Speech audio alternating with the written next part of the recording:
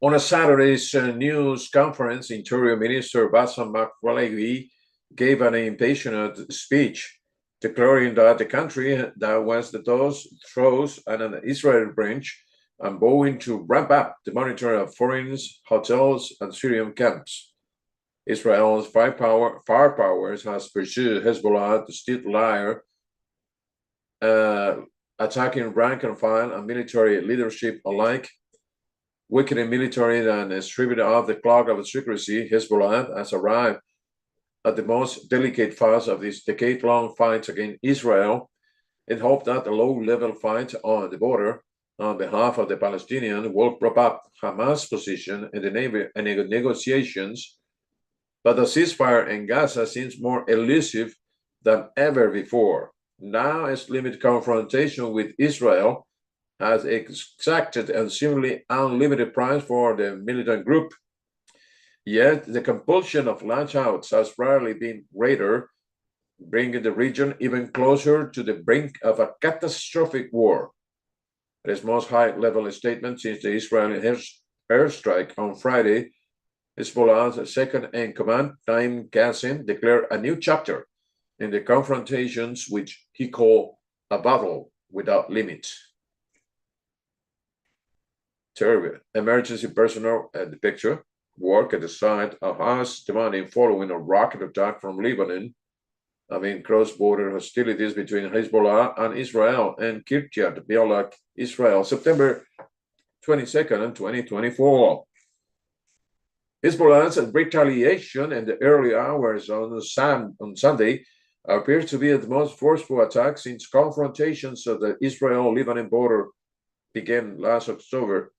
The group said it targeted the Ramat David Air Base and Southeast Haifa and the Rafah military industry sites north of Haifa.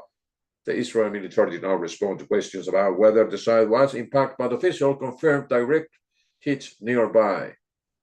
This was one of the deepest hits by Hezbollah since the last all-out war between Lebanon and Israel in 2006. The group also say that used new missiles. It's called Fadi 1 and Fadi 2, believed to be a medium-range rocket. If confirmed, this would mark one of the first time Hezbollah has fired weapons outside its short-range arsenal. The group will hope to have it restore some of the deterrence power to force an end to Israel's new chapter in the fight against Hezbollah. What is certain is that there is a new unwritten rules of engagement between Hezbollah and Israel. Until a few months ago, an Israeli strike in Beirut was believed likely to provoke a Hezbollah retaliation in a major Israeli city after Israel killed Hamas leader in southern Beirut in January. That turned out not to be true. Since then, Israel has attacked Hezbollah's target in the Lebanese capital 5 times. Hours before the Israeli airstrike on Friday, Hezbollah leader Hassan Nasrallah called the strikes and the wireless devices unprecedented and severe. The group has lost the battle, he seems to say, but not the war. Hezbollah supporters are trying to put on a brave face. War is a boxing match. One day we win, another day we lose, said Hussein, attending the funeral of 3 Hezbollah fighters slain on Friday's strike. We are strong in our faiths. We are ready to spill blood in Nasrallah. What a terrible situation having the birds for civilians, I guess. They are trapped in the middle of the war. So you got it. You got the news.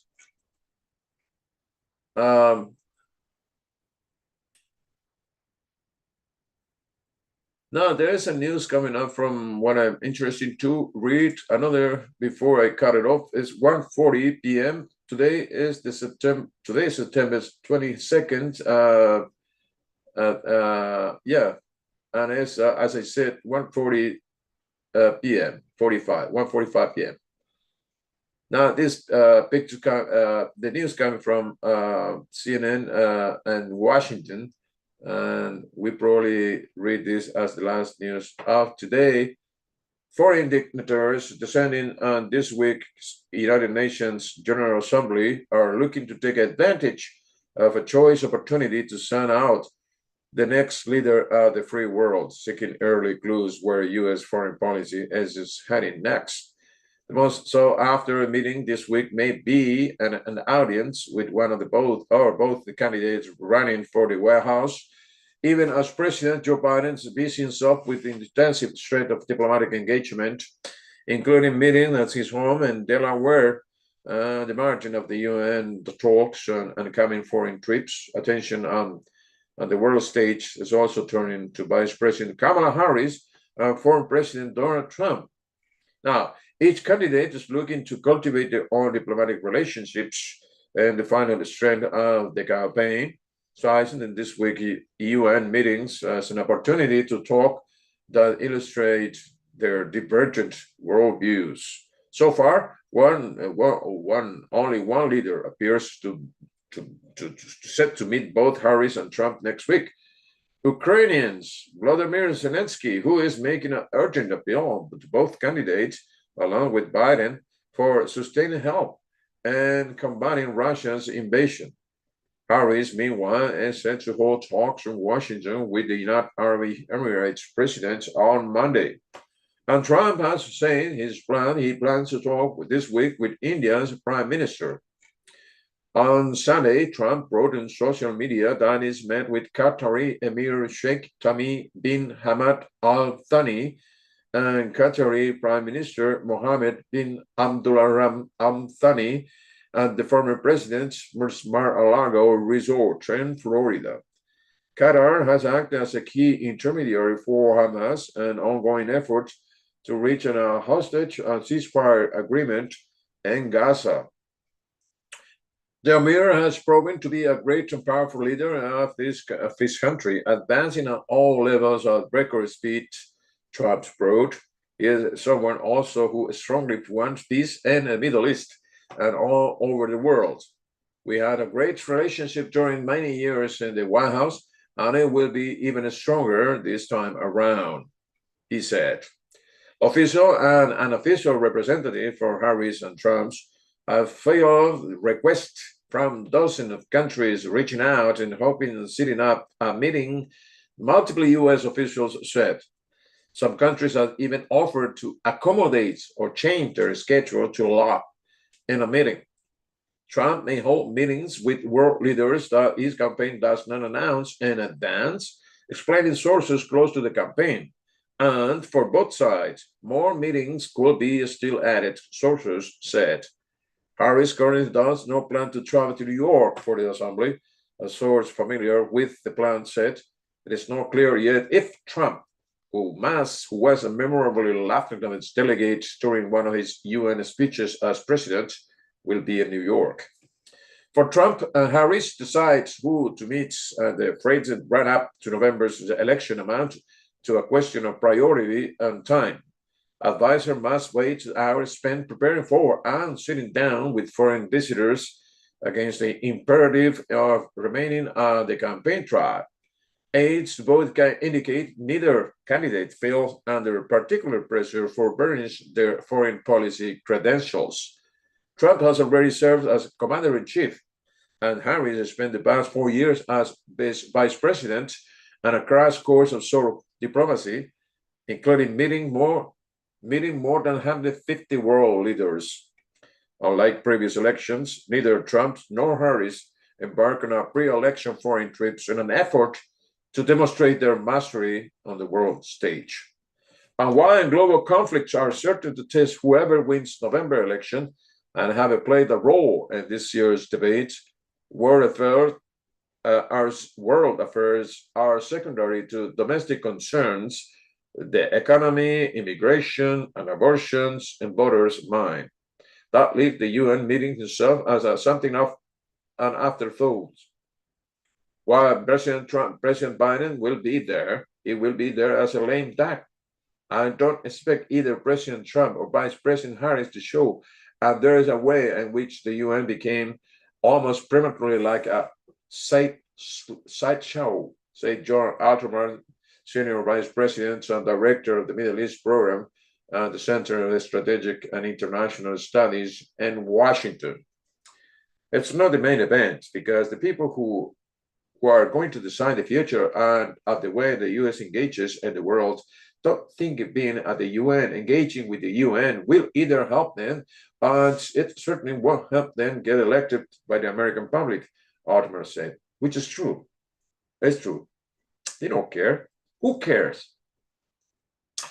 For Harris, aide are also attuned to the sensitive optic of agreeing to meet with some leaders or others, in particular, given that what has been an Oslo request, instead of accepting some of the disappointed the rest, it seems easier to do only a couple of highly focused meetings at the White House.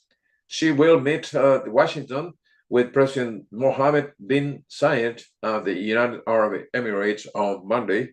That's tomorrow, where the escalating crisis in the Middle East is certain to arise.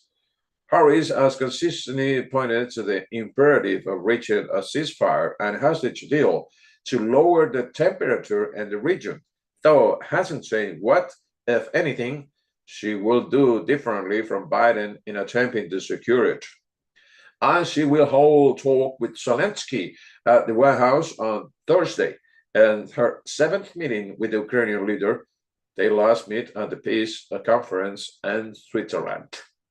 Both her meetings this week will be separate from those leaders' planned engagements with Biden, and both underscore the reality that if she were to win, she will inherit two major foreign conflicts that Biden has so far been unable to resolve. Trump, meanwhile, has suggested he will easily be able to resolve the two intractable conflicts simply by picking up the phone without detailing exactly what he will say. Since leaving office, Trump has held regular conversations with foreign leaders. He's made multiple times with Hungary's Viktor Orbán, a right-wing nationalist who has led efforts to crack down on journalists and political opponents. This month's presidential debate, Trump heaped prizes on Orbán, calling him a strong man. So far, Trump has said he is planning to meet this week with Indian Prime Minister Narendra Modi, with whom he was shared a close friendship. It's happening to be coming to meet me next week, and Modi, he is fantastic, he said during a rally in Michigan. I mean, fantastic men. Those a lot of this leader are fantastic, he said, adding that countries like India, Brazil, and China are at the top of their game and they use it against us. He also told reporters this week he will probably meet with Zelensky, who has urgently sought meetings with both campaigns to present a victory plan. Trump and Zelensky spoke by phone in July and met in person when the former president was in office on the sideline of the UN's meetings in 2019. That was about 2 months after Trump's phone call with Zelensky encouraged him to look for dirt on Biden, resulting in Trump's first impeachment. What is my telephone telling me? That somebody follow me on Twitter? Thank you. That somebody has reported for the first time in thread? That's it. That's Listetia accept my follow request on Instagram. Thank you. Also, Windows guys, no, thank you. Trump has been expected to meet Polish Presidents Andrzej Duda in Pennsylvania when both were scheduled to attend the unveiling of a monument, a critical battleground state with a large Polish population. But Trump's visit to the event in Doylestown was scrapped. Modi and Duda are both nationalists who have been accused of presiding over democratic backsliding and erosion of protections for minorities, and both were to extreme to cultivate Trump when he was president. For Modi, that means hosting a massive rally held in the cricket stadium in Jugaad State term Namaste Trump, a response to a Howdy Modi event held in Houston a year earlier. Foreign leaders are among the most ardent consumers of American political news, looking for clues of what the future may hold through polls, private conversations, and diplomatic information gathering. It is precedent for presidential candidates to line up meetings with foreign leaders ahead of an election. In 2016, in the last election year, was when leaders gathered in person for UNGA, then candidate Hillary Clinton held talks with then Japanese Prime Minister Shinzo Abe and then Ukrainian President Petro Poroshenko. Both Clinton and Trump also met Egyptian President Abdel Fattah el-Sisi. 4 years earlier, however, then President Barack Obama mostly avoided his foreign counterparts in New York as he was in the final stretch of a re-election bid.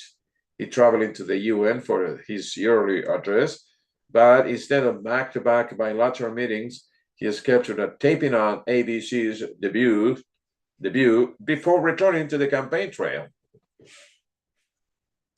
This is Omar Global Radio News. Interesting, huh? What? Another one. I'm going to read that, you guys. Yeah. Now, the title of this news coming up is 4 days and 17 injuries after gunfire erupts to the popular nightlife area in Birmingham, Alabama. This was updated September. Oh, it is today, updating today, September 22nd. This just happening now, or what happened when? There's a pictures and there's a video, plenty of police car around sites. Birmingham office was to hunt down whoever is responsible for shooting. Now, what is say the news coming up? 4 people were killed and 17 others were injured when multiple shooters opening fire Saturday evening in a bustling entertainment district in Birmingham, Alabama, and what police now believe was a target hit. Just after 11 p.m., multiple people dropped up at the 5 Point South area, exited their vehicles, and began shooting. They returned onto the vehicle and drove away, Birmingham Police Chief Scott Turnmount said on Sunday. Police believe the shooters were carrying out a hit on one individual who is among the deceased, and the other victims were caught on the crossfire. Someone was willing to pay money to have that person killed, Turnmount said. With no suspect in custody, the Birmingham Police Department is partnering with the FBI and other agencies to investigate, urging anyone with information to come forward. It is possible that illegal gun convention devices, sometimes referred to as switches, were used in the shooting. Birmingham Mayor Brandon Woodfin said, "This device can be used on an override trigger mechanism on a gun, so it functions as a machine gun." The U.S. Attorney Office in Birmingham announced an initiative cracking down on the devices on July. Convention devices can convert semi-automatic pistols and rifles into fully automatic weapons in less than 60 seconds, according to the Bureau of Alcohol, Tobacco, and Firearms and Explosives. The federal government considered the small devices themselves to be illegal machine guns. Even without a companion firearm, they are illegal to own. Whitfin said gun violence at an epidemic level in Birmingham. "I want to work with the state to solve this problem," he said. When officers arrived at the scene on Saturday night, they found 2 men and a woman unresponsive with gunshot wound, and all 3 were later pronounced dead on the scene. Birmingham police officer Tremont Fitzgerald said. A 4th victim, an adult male, was pronounced dead at the University of Alabama Hospital, according to hospital staff. Police previously said that 18 victims were injured. The incident is among 404 mass shootings in the United States so far this year. What? 404 mass shootings in the United States so far this year, according to the Gun Violence Archive. The archive, like CNN, defined a mass shooting as one in which at least 4 people are shot, including the shooter. Birmingham has seen multiple mass shootings this year. A shooting at a nightclub in the city in July left 4 people dead and 10 others injured, according to CNN's affiliate WVRC. And 4 men were shot and killed outside a public library in February, CNN affiliate WFBTM report. 5 points out in the busy area known as restaurants, nightclubs, pubs, and live music venues near the University of Alabama and Birmingham campus and downtown. Agent Singleton was out of the wait of the night with plans to buy hops in the area when he came across the chaotic scene. He told CNN affiliate WBMAA that he heard grieving-type screaming. That is when I instantly knew someone has lost a loved one, he said. It's interesting how described it. This is when I knew someone has lost a loved one, he said. But that's I like it. He recalled watching about 5 or 6 victims being taken away on a stretcher. It was very devastating, he said. Singleton said he lives about 5 to 10 minutes away and often goes out in a crowded nightlife area on the weekends. Crime in the area tends to be more frequent around the holidays, he said. The victims were all out and open on the sidewalk or in the street, Fitzgerald said. More gunshot victims were identified in the area, and other victims arrived at local hospital, Fitzgerald said. The University of Alabama at Birmingham Hospital received 11 of the victims, including one of the people who died, according to hospital spokesperson Hannah Eccles. The condition of the victims are not being released. At least 4 victims have life-threatening injuries, Fitzgerald said. Rest assured, we are going to do everything we possibly can to make sure that we uncover, identify, and hunt down who was ever responsible for preying on our people, he said.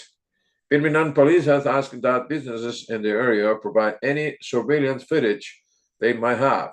Fitzgerald said mass shootings have more to do with the culture than they do criminality, adding that we are seeing far too many arguments being settled by bullet. That is terrible. That's terrible. 404 mass shooting in the United States this year.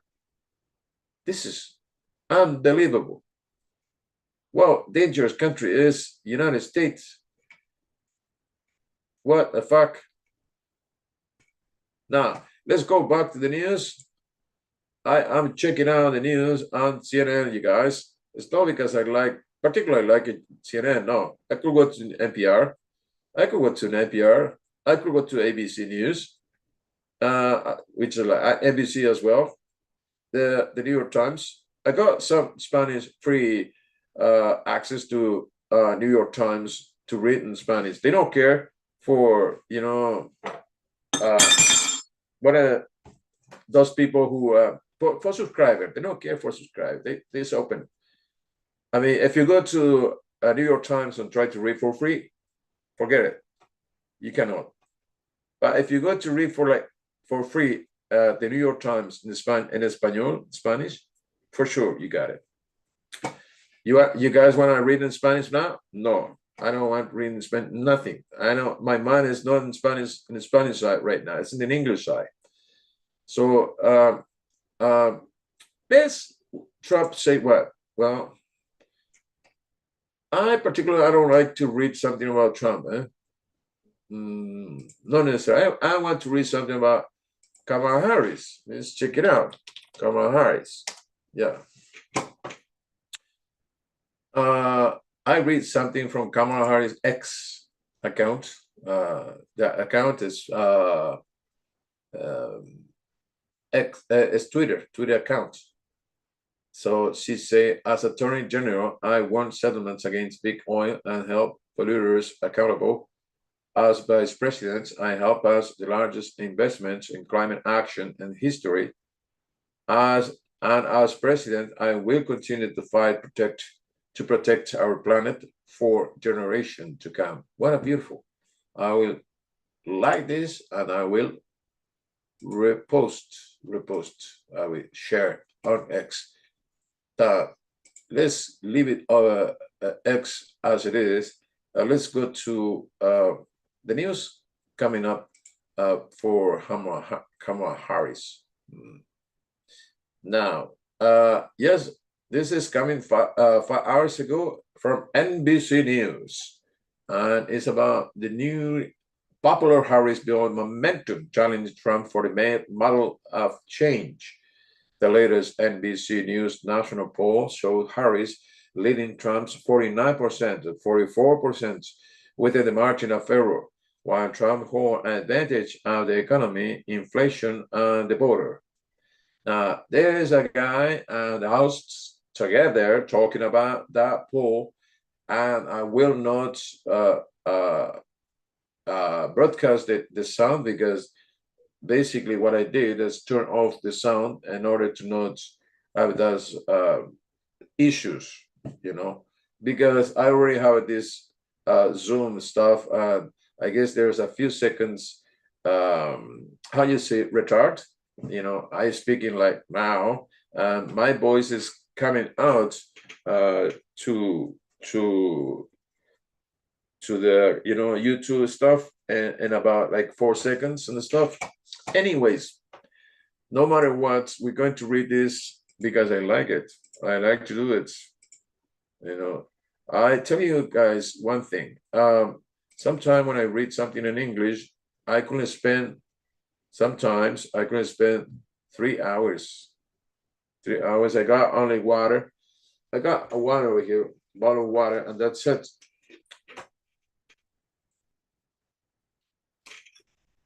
I can spend easily 3 hours, man.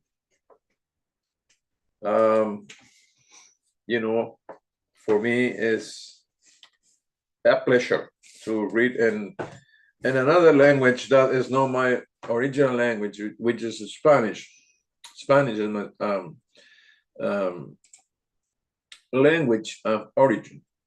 Now I see pictures and as well a graphic, a recent head-to-head race after the Biden-Harris switch. Democratic support reached the highest point in NBC News polling since mid-2023, while the share of voters saying they were undecided, and another choice dipped out to the lowest point since that time. September 2024, you got this? 50%, 49% Harris side and 44% on the Trump side. There is a margin of error for sure. There's a difference, 7 points. In July 2024, only 43% was on the side of the Democratic. Joe Biden was the nominee at that moment, and Donald Trump was 45% ahead. It was 12 point difference, a lot. So I'm unbelievable how Kamala Harris is going ahead. So a double-digit increase in popularity, rise in Democratic enthusiasm, and early age for representing change have emboldened Vice President Kamala Harris forward and reshuffle the 2024 presidential contest, according to a new national NBC News poll. With just over 6 weeks until Election Day, the poll found Harris with 5-point lead over former President Donald Trump among registered voters, 49% to 44%. While that result is within the margin of error, it is a clear shift from July's poll when Trump was ahead by 2 points before President Joe Biden's exit. But the transformation and the presidential contest goes well beyond the horse race. For starters, Harris's favorability has jumped 16 points since July, the largest increase for any politicians, and NBC News polling since the then President George W. Bush's stunning surge after the 9/11 terrorist attacks. Harris also hold the advantage over Trump in being seen as competent and effective, as well as having the mental and physical health to be president. A reversal for Trump's leads on those qualities when he was matching up against Biden. And in the contest between sitting vice presidents and ex-presidents, featuring an electorate that overwhelmingly think the U.S. is on the wrong track, Harris has the upper hands and which candidate better represent change, and which candidates can get the country headed on the right direction. In July, there was a stiff breeze heading directly at President Biden and scoring a clear path to victory. Today, the winds have turned in Kamala Harris's favor, say Jeff Orwit of Hard Search Research Associates, the Democratic pollster who conducted this survey with Republican pollster Bill McAllister of Public Opinion Strategies. Still, Trump's whole important advantage and the economy and inflation, although those leads are smaller than they were with Biden, and was still in the contest. Two-thirds of voters say their family income is falling behind the cost of living, and voters rank the cost of living as their top concern in the election. What is more, the poll shows that some chunks erosion has come from Republicans who aren't die-hard supporters of the former president, but who could come back home to him like they did in 2016 and 2020. We haven't seen this movie before, say McDuffie. They can get squishy on Trump, and then at the end, they coming back and they vote the way they are going to vote on a Republican versus Democrat preference for Congress. Overall, the 2024 presidential race looks a lot like it did 4 years ago. Both pollsters agree with the Democratic nominee more popular than the Republican candidate.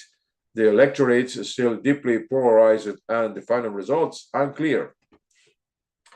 All of these movements to Harris essentially returned the race where it was in 2020 at the end of the campaign, a very close election, Harris said. Now you see a graphic. Inflation remained voters in most important issues. September 2024 election, inflation and cost of living 28% is the top of the top. The people are actually concerned about it. This is my priority. This is what I try to, the voters say, this is my main concern, inflation and the cost of living. So that is 28%. In April, that was 23%. So now it's increased that amount of percentage, according to this poll. Now, threat to democracy, 90% people are interested in that. The second place, before and April 2024 was only 16%. Immigration and the situation at the border. And April 2024 was 22%. People are interested in that, And now in September 2024 is only 14%. So now the immigration and situation at the border is less important for many people. Jobs and economy, of course, is more important now, 30% than before. In April was 11%. Abortion, then and now, exactly the same, 6%.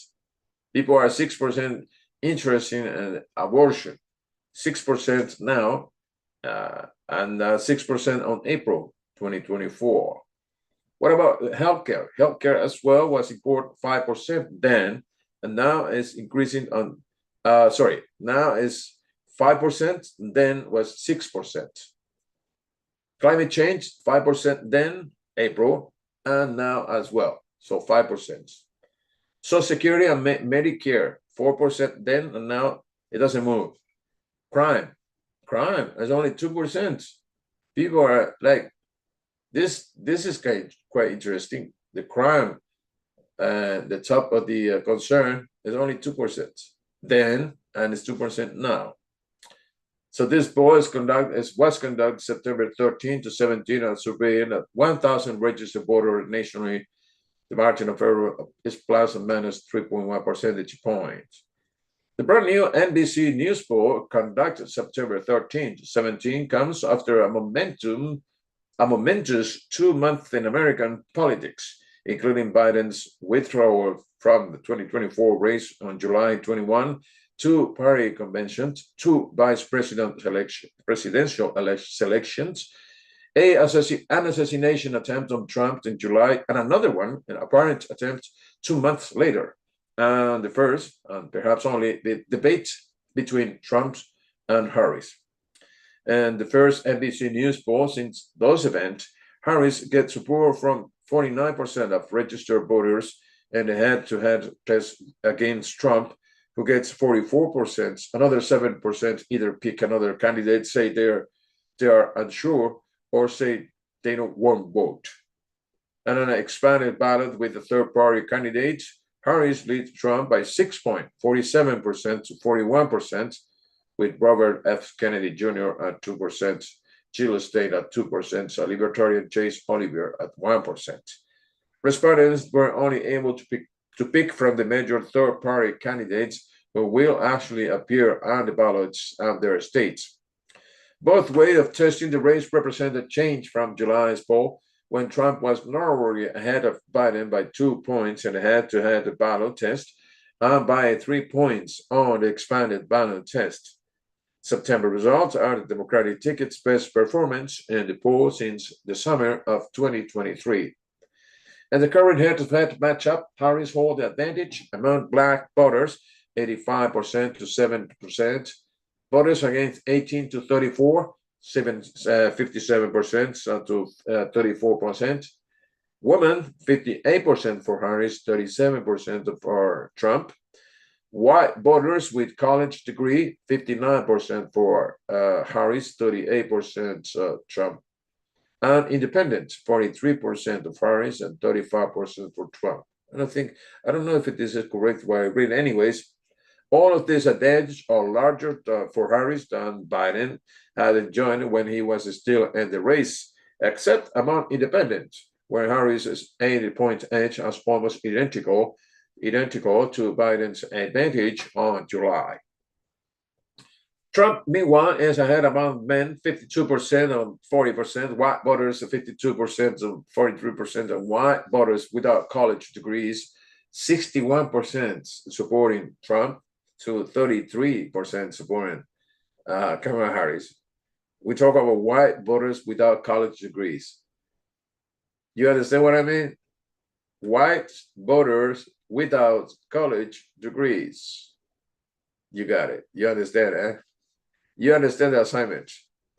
71% of all voters say their mind are made up, while 11% say they might change their vote, except from April, when 26% they could still change their mind.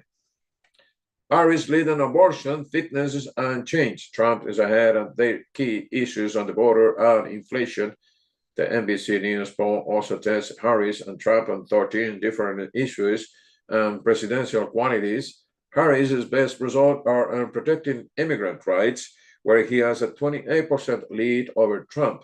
Abortion, plus 21%, having the necessary mental and physical health to be president, plus 20 points, having the right temperament to be president, plus 16 points, and representing change, plus 19 points. By comparison, Trump's biggest leads are on securing the border, plus 21, the economy, plus 9, and dealing with the cost of living, plus 8. You got another graphic over here for each one. Please tell me whether you think that Donald Trump or Kamala Harris will be better. Oh, this is a question. Trump retained an advantage, thought smaller that they were against Biden on several key issues, while Harris took the lead on the number of personal characteristics. So you got the graphic over here. You got security, border, and controlling immigration. Trump go Peter 54% to Kamala's 33%. Dealing with the economy, against Trump got to 50% to 41% of Harris. Dealing with inflation and the cost of living, Trump has a 48% advantage to 40% Harris. Dealing with crime and violence, Trump leading for 47% versus 41% of Harris. serving. Look, this is quite interesting. This is a starry situation. It's like an X, it's like serving as commander-in-chief. Kamala Harris is ahead of Trump, 47%. And Trump is only 46%. And one point margin, but it's still, it's quite interesting. Getting the country ahead of the right direction, 47% for Kamala Harris, 43% for Donald Trump. Being competent and effective, 48% Harris, 43% Trump. Representing change, 47% for Kamala Harris, 38% for Trump. Being honest and trustworthy. Look, being honest and trustworthy. 49% for Kamala Harris, 34% for Trump. Big advantage. Having the right temperament to be president. Kamala Harris goes to 52%, and Trump only has 36%. Having the necessary mental and physical health to be president, 54%, 54% is for Harris, 33%, 34% is for Trump. Dealing with the issue of abortion, 54% Kamala Harris, 33% Donald Trump. And look at that, and the last one, treating immigrants humanely and protecting immigrant rights. Kamala Harris goes to 57% advantage to 29% of Harris. Way different. Different brand, different people. Obviously, it is completely different. Those people who doesn't know who to vote for, they check it out. I mean, what the fuck? You're still waiting for what? More information? The poll was conducted September 13 and 17 and surveying 1,000 registered voters nationally. The margin of error is plus or minus 3.1 percentage points. Those current Trump advantage, however, are all down from when Biden was still in the race. When NBC News put those questions to voters about Trump and Biden in January, Trump led the president by 35% on the issue of securing the border and controlling immigration, and by 22 points on dealing with the economy.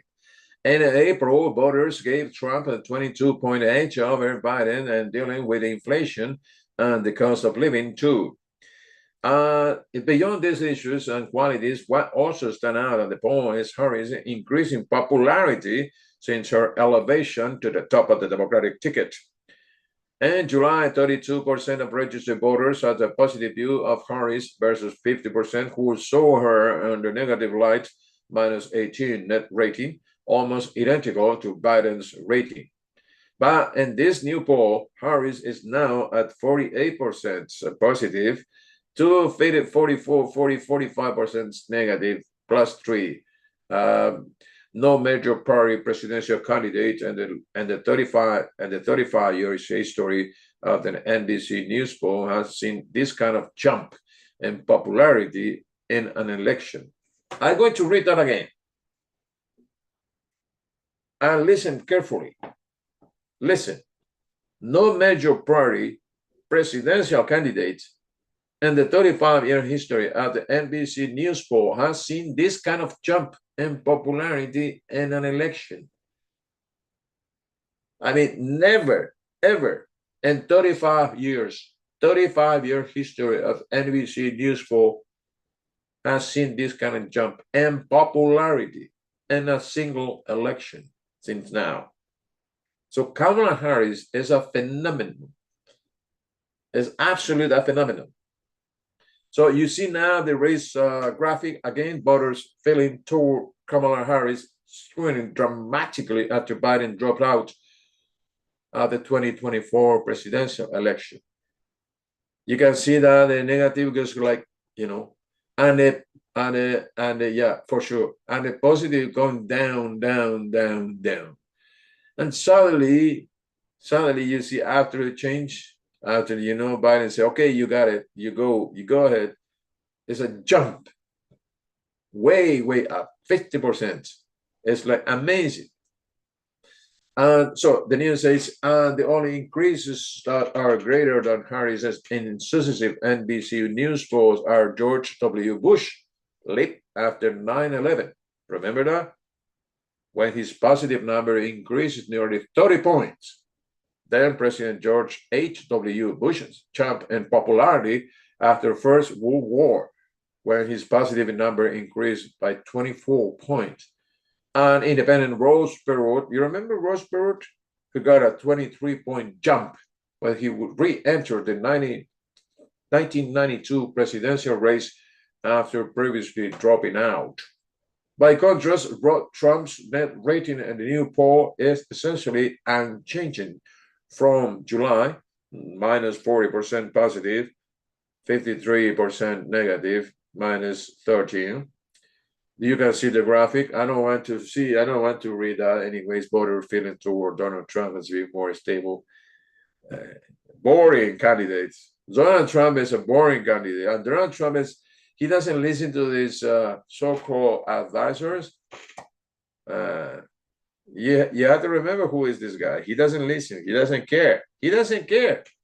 And people actually, that's embarrassing. Now, check it out. This coming out say, warning sign for Harris. Attention.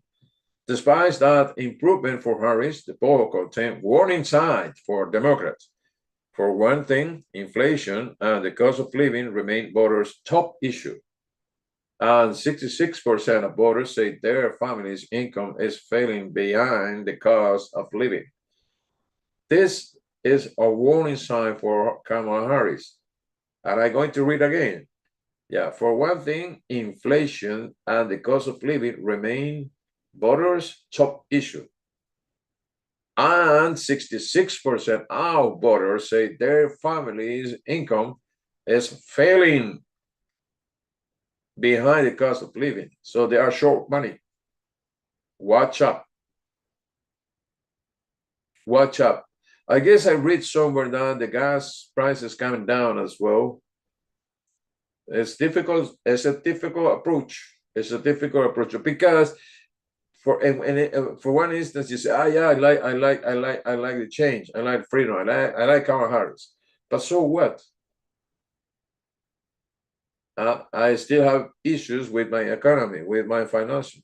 You know what happened with that? I got my personal views of that. I'm going to say that right now. To be honest, to be fair, and to have some sort of like break at this news, I'm going to say something. You know what? When you have a problem with money, it's because you are spending more money than you receive. I mean, your capacity of spending is way more than you receive. You got debt everywhere. You got debt everywhere. You buy a new car, new home. You do some investment and you accumulate the debt. You use your credit card.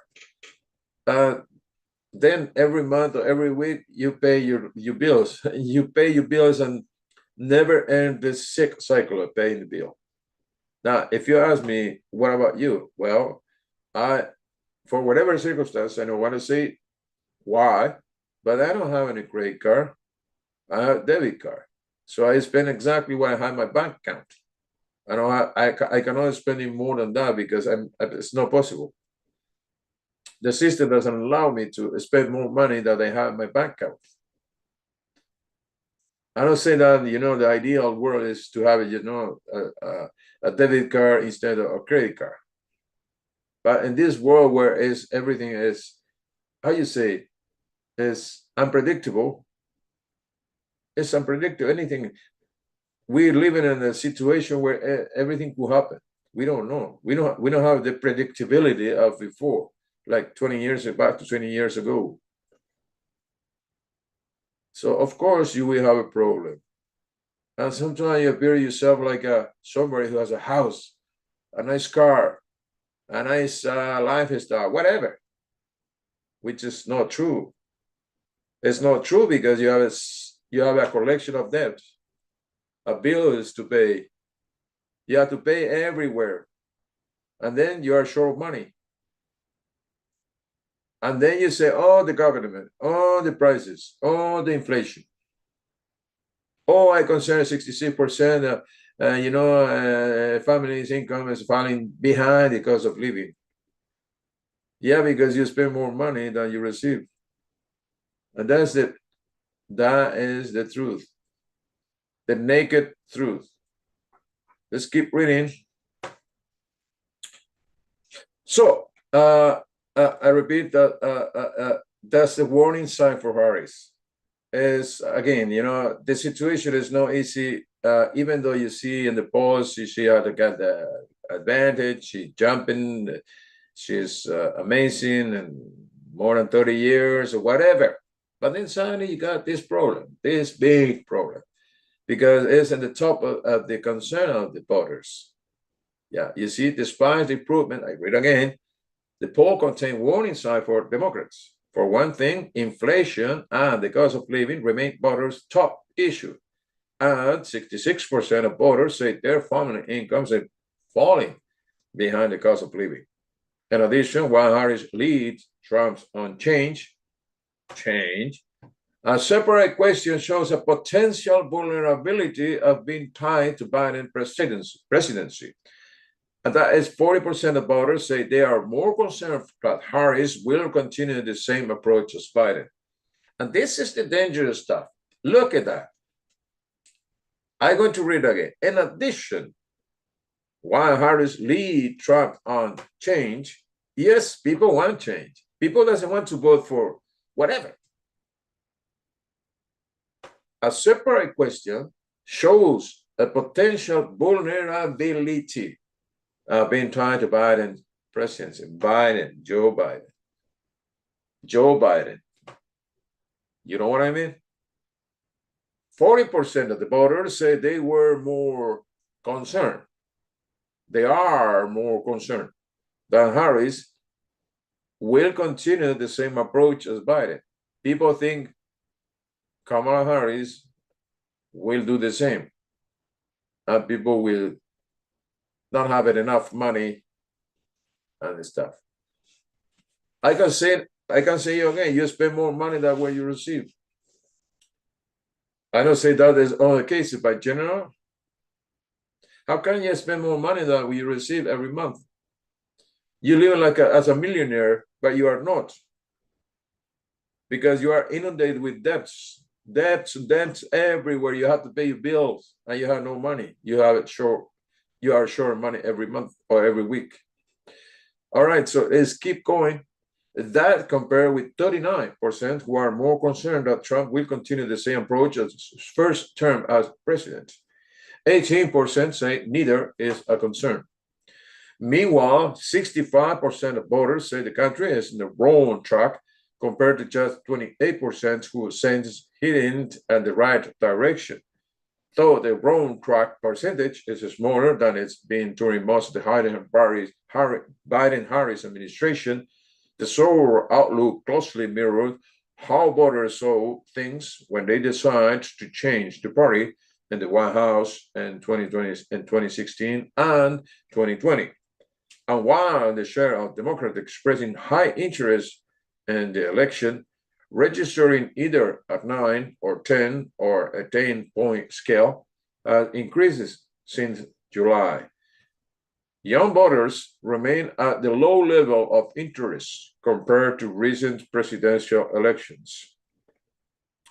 All right, other polls finding, other polls. You got a lot of polls, but we're talking about others. The recent debate between Harris and Trump, 29% said about September 10th shutdown made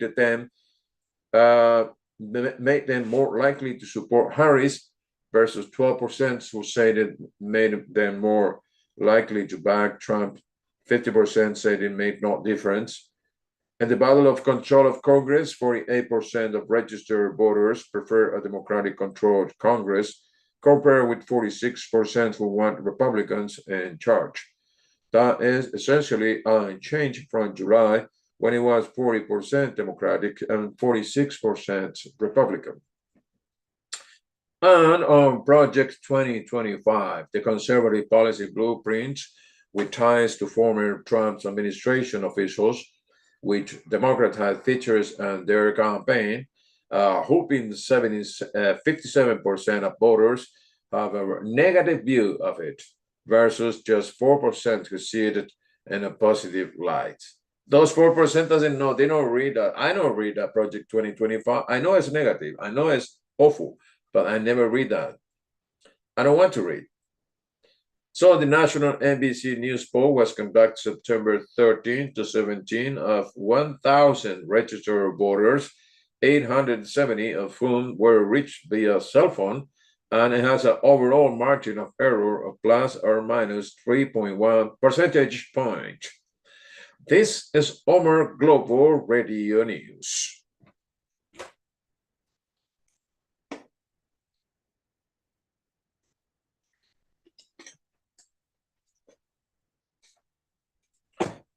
All right, so going to another news coming up. Who is I don't know, and what?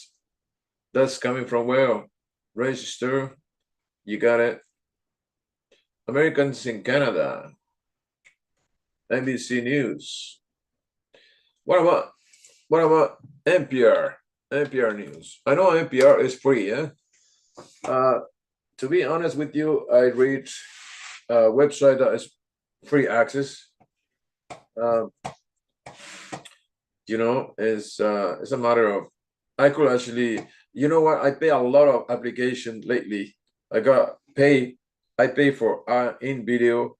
I pay for Canva. I pay for Zoom. I pay for my website. I pay for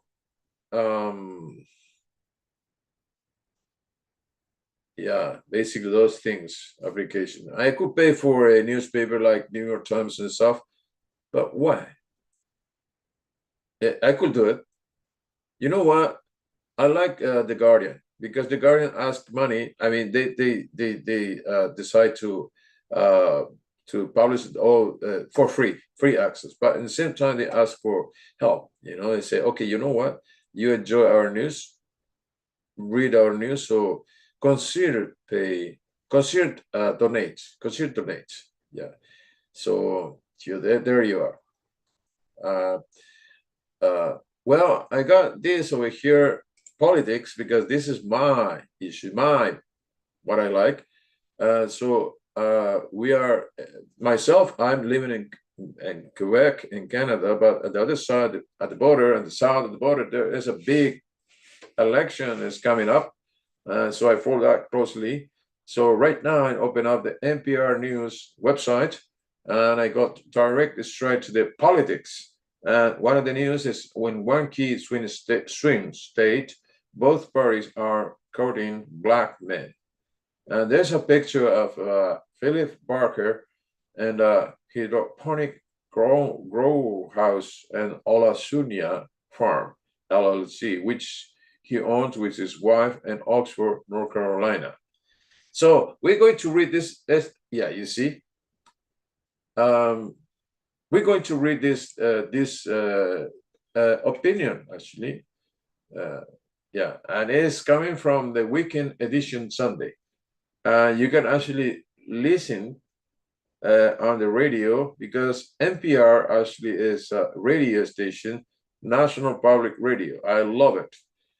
NPR, National Public Radio, NPR. And you can listen on the platform as well. And Radio Garden, you know the platform Radio Garden? You can listen thousands of radio stations around the globe. And you can, navigate to the internet and see the, globe and stuff. And you can listen over there. But, I am here to read this, not to listen. First of all, because I don't put on the volume. The volume is off because it bothered me for an echo, whatever it is. So I'm going to read this for you guys and for myself, especially for myself.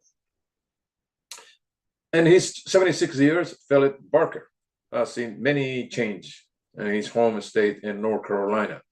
Desegregation, fewer farmers, and a less predictable climb. But one thing has not changed for him. He's committed to voting. As a young man, his mother told him, "You're gonna vote."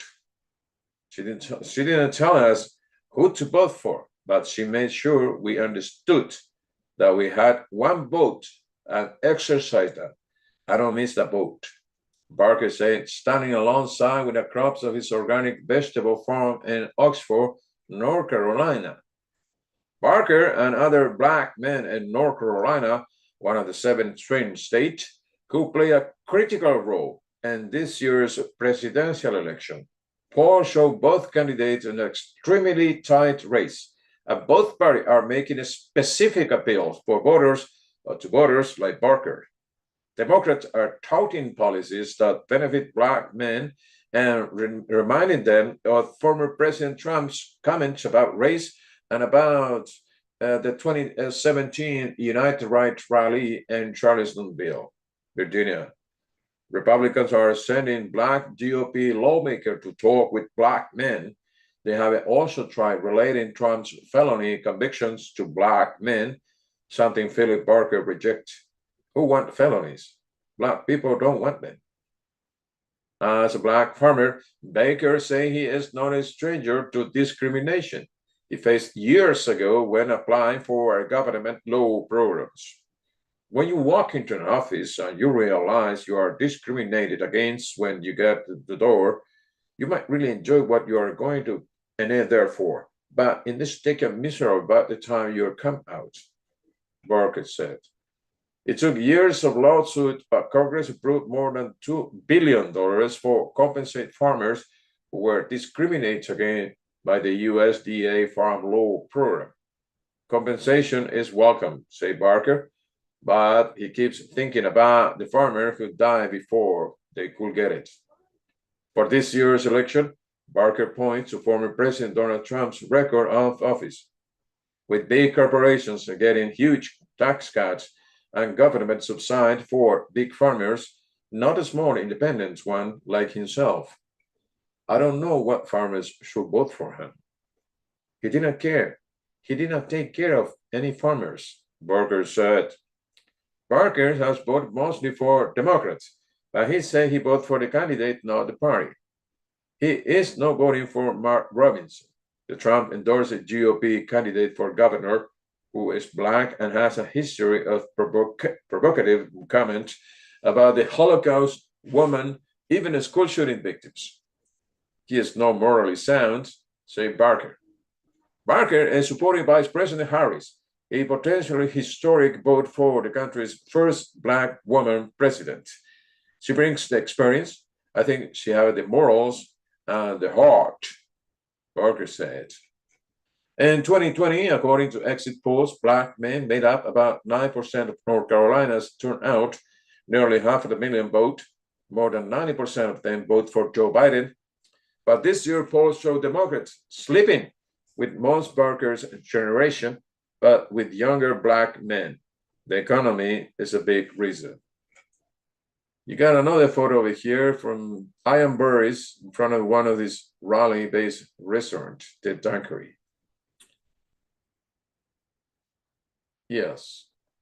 You used to be able to get a box of chicken wings for $60, maybe 50. Ian Burris, owner of the Raleigh-based restaurant, the Dunkery, say. Now we are sitting at $130. Burris, 28, has been building his business for 9 years. From his parents' garage to 2 restaurants in the city. He says it's a rising cost that make him uneasy. But as a black man, those concerns pale in comparison to his experiences during Trump's administration. There was a lot of racial tension. It was too uncomfortable to make me to care about if I'm paying a little bit more in taxes. Burris said, I feel like someone could get away with doing something for me, and that will be Kamala Harris. For Burris, the choice this year is less about policy and more about personality. With Trump, it's hard to take him as a serious politician, Burris said. I just think that Rose should be a serious individual. And I think Harris has the career that's a serious politician. That lack of seriousness could cost the GOP the election if enough young people, young black voters, feel like Harris, like Boris. There are just a lot of cities that are Republican run or Republican states that I admire how things are going. Very sad. Some of them are cleaner. Businesses are doing well. The cost of living is a bit cheaper. I do like the idea that you can live in a nice city that has restaurants and things to do and have a decent space. You are not breaking your arm or leg for that. That could be cool to see as an entire country. Still, Harris has not sealing the deal with Boris. He said he is still looking closely at her policy positions and whether he will vote for the vice president. What? He's still he's still waiting to whether he still vote for the vice president. That is unbelievable. You should make your mind, my friend. I mean, we are like 45 days to the race to the November 5 election. You should actually know who you are voting for by this time. It's a huge different stuff. Despite all those concern, all those concern. Vote for Kamala Harris. Everybody, everybody could vote and register to vote. So yeah, so basically,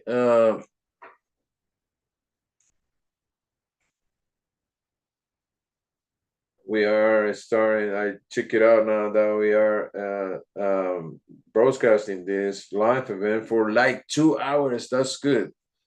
Yeah, 2 hour really non-stop. It sounds like crazy, and I still have like 10 minutes because you know what? I had to go out to ride my bike, my trike to like 12, 13 kilometers. I had to do that because I want to do it. Because I want to do it. So I don't know politics.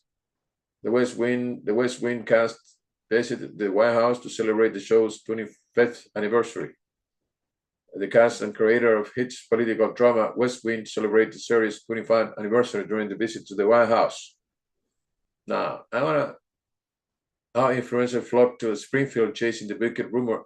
Okay, I wanna read this because actually I published it on my YouTube channel that some part of the frenzy. Eat the cats, eat the dogs, Trumps, whatever it is. I'm going to look for more interesting stuff. Much alert, double your impact. Thanks for generous donor. Every dollar you contribute will match doubling the impact of your support. Join us of keeping quality journalism and trusted stories alive. This is NPR. Yeah. Now they're asking for money. Before they didn't ask for money that way. Now they ask for money directly, but still asking for. They don't block the situation. So now we're going to read this on tackling disinformation. On tackling the disinformation. This is necessary, and I want to read this sign up by Hugh Gintian, Andrew Junton, and Jude Jove Block here on morning edition of NPR, September 20, a couple of days ago at 9:42 a.m. Eastern Time. How influencers flock to Springfield, Ohio, chasing the Buchanan rumors and attention. Pay attention. You see the picture over there? A mural in LA and downtown Springfield, Ohio. The city is home of the largest, of a large, not a larger, a large Haitian community and was thrust into the spotlight after former President Donald Trump falsely claimed that members of the immigrant community of eating the pets of local residents. Online influencers have continued to keep their attention on the city. I see some of the live videos, somewhere walking around, and I just imagine myself. What about imagine yourself living in Springfield, Ohio, and you are touched on several situations, including the YouTubers or their influencers. Now, Springfield, Ohio is content of this news is coming up. In a viral video that first appeared on September 10th, YouTube content creator Tyler Oliveira interviewed a Springfield, Ohio resident who claimed he saw Haitian immigrants carrying away over 100 cats in a white van. Okay, I watched them get pulled over with the cats and admit to the police that they was eating them, the unnamed man said. Springfield police say they have no records to substantiate that claim, which Oliveira does not mention. The video has garnered more than 4.5 million views on YouTube. Plain disinformation. Social media influencers and content creators with right-leaning followings have descended on Springfield since Republican vice presidential candidate J.D. Vance and former President Donald Trump amplify baseless claims that Haitian immigrants they are eating pets. As they pursue clicks, their sensationalized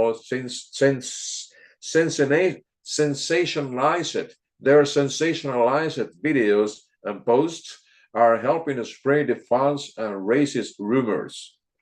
After media and city officials debunking the pet-eating claims, conservative activist Christopher Rufo offered a $5,000 bounty for evidence that Haitian immigrants were eating cats in Springfield. His post on X announced his bounty got 4.5 million views. What Rufo came up with a few days later was a single grainy video from 2023 that claimed to show a cat on a grill that was filmed in Dayton, about 30 miles away. Officials in Dayton say the allegations were irresponsible and that they had found no evidence to support the claims. At the same time, the film's lead threat sustained the rumors on social media have unrelated. A widely shared Facebook post that claimed Haitian immigrants in Springfield were seen carrying out a cat turned out to be a forehand gossip, according to reporting by NewsGuard. The person who made the post deleted and apologized, according to NBC News. A viral photo of a man holding two geese that accompanied many posts making claims about Haitian immigrants in Springfield was actually taken in Columbus, about 50 miles away. The Ohio Division of Wildlife confirmed that the man has picked up a roadkill.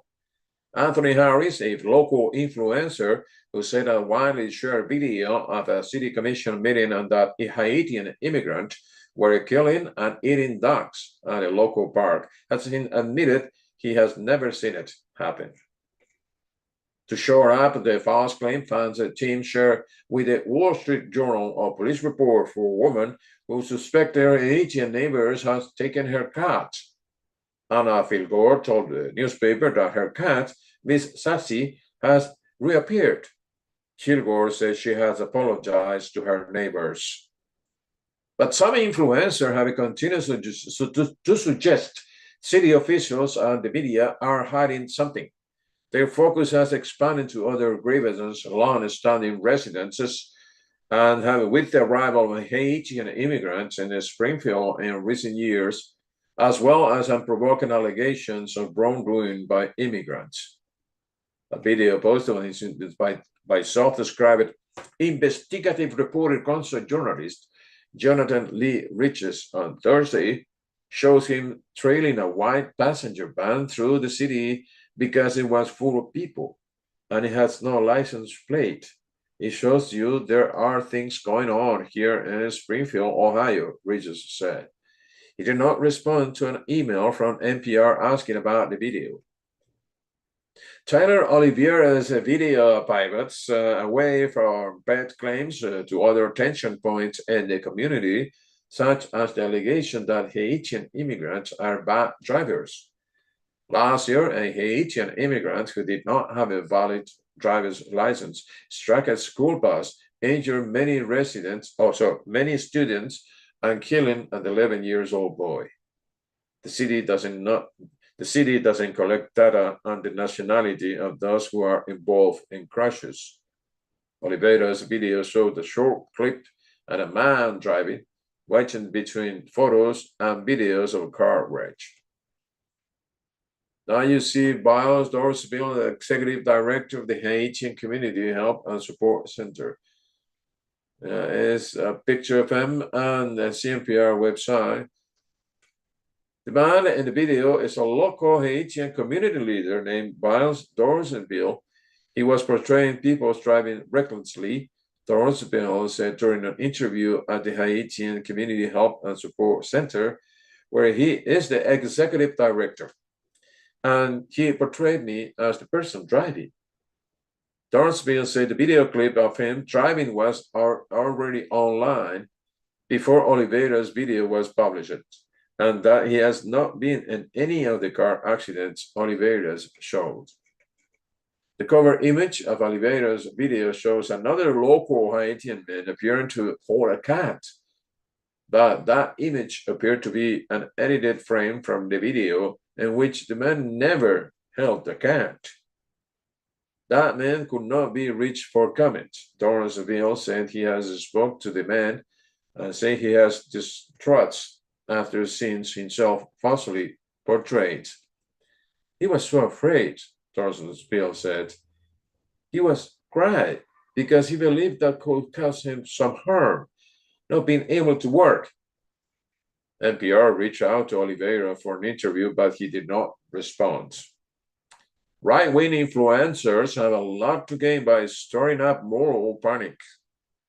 Getting a lot of views can translate into direct financial benefit and also help them expand their following for the long term.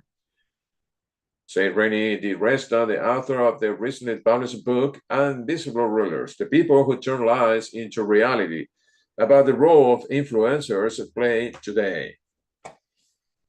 Media fuel a scary campaign vilified anti-fascist activists, critical race theory, LGBTQ education, DEI programs, and immigrants have catapulted countless conservative influencers' careers, wrote Jared Holt, a senior research analyst at the Institute for Strategic Dialogue, who focus on extremism and on opinion pieces on NBC. Many political influencers monetize their content via ad, subscriptions, or crowdfunding, which means they have an incentive to create videos and posts that will lead to a lot of views or clicks. And they are typically not penalized when they ignore traditional journalistic practice such as fact-checking. Oliveira's post a comment in his Springfield video on YouTube that said the video is entirely demonetized and include a link to his Patreon account. Now you can see another picture of a Springfield police officer stand watched during a service in support of the Haitian community at St. Raphael Catholic Church in Springfield, Ohio, Sunday, September 15, 2024. An interesting picture. A white police officer stand up in front of all church goers who they are black. They are Haitian. And there is, a picture, kind of interesting. With social media curation being what it is, this means that they are often incentivized to be sensational. Say, Resta, they are often just asking questions, simplifying rumors themselves. Haitians have long been a target of political attacks in the U.S., say Marcia Charles Lane, a professor of African American studies at the University of Pennsylvania. For me, as a Haitian American in the United States who was following presidential elections since I was a kid, nothing surprised me in terms of the strategy of maligning immigrants in order to make a larger political case, Chet Lane say NPR.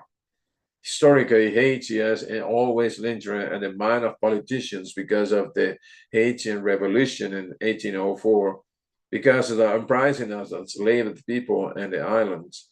Haiti has always shaped the political imagination as well as the political anxiety of the country, she said. When AIDS emerged in the United States in the 1980s, an early name the press coined for it following CDC's analysis of risk factor was the 4H disease, homosexual, heroin user, hemophilics, and Haitians. The CDC later retracted the claim. Trump repeatedly said Haitian had AIDS while he was president. He also suspended a temporary protective status, the legal status many Haitians in the Springfield hold. Bans pose an X that communicable diseases in Springfield are on the rise. The Wall Street Journal reported that the health departments in Clark County, which including Springfield, has reported a decrease in infectious diseases cases and sexually transmitted infection cases countywide. While there has been an increase in TB, tuberculosis, and HIV cases, the number has remained low. Targeting immigrants for the real or imaginary diets also has its own long history related to racial discrimination in the U.S. These very differences are even ones used by the labor union to justify the 19th century Chinese Exclusion Act. Springfield has been shaken by the attention. Bomb threats all over the city has resulted in evacuations from government buildings and the school closures. Neo-Nazis and far-right groups have marched in town. Trump recently vowed to deport Springfield's Haitian population en masse, even though the vast majority of the Haitian immigrants there are legally authorized to be in the United States. The threats don't need to be severe to be disconcerting. On Sunday afternoon, during English Creole language exchange classes at the Haitian Community Help and Support Center, NPR watching a man walk out the door. He asked if there was an Haitian guy around. Eddie Wine was co-organizing the class and the manager security spoke to him briefly and asked him to leave after he asked for a restaurant recommendation. Whoa, whoa, whoa, the man said before getting in a car and driving off. He said, my friend said there were no geese over in the park, so I had to come over here to get geese, Earl Woman said. She said she had already called the police multiple times that day due to security concerns. And over here you got another picture. People eat at the Rose Creole restaurant in Springfield. The restaurant owner said she was recently getting phone calls asking if the restaurant serves cats and dogs, which does not. That's terrible. Direct struggle by racist people is terrible. I don't like it. All this has left Springfield's Haitian population fearful, with some community members telling NPR that people they know are considering moving away. That people they know are considering moving away. Some people. A Rose Curl restaurant at the south side of town, where the scent of spices, vegetables, and herbs filled the room. Junior Bell said he moved to Springfield over a year ago to escape gun violence in Haiti. While he still feels safe, he said family members who also resettled in Springfield no longer do. My mom, she wants to leave, Bell said. My sister as well, because they are afraid. The restaurant owners, Rosanna June Lewis, said business has booming. Newcomers from nearby city are flocking in to show of support. But Lewis also said she get calls asking if the restaurant served cats and dogs. She says she responds by telling people that pets are in the menu and then tells them what the restaurant does serve. A few doors down from the restaurant's Tagi Hep, the manager of a public library branch says she has been hurrying to and from lunch site the presidential debate to avoid having unpleasant encounters with people.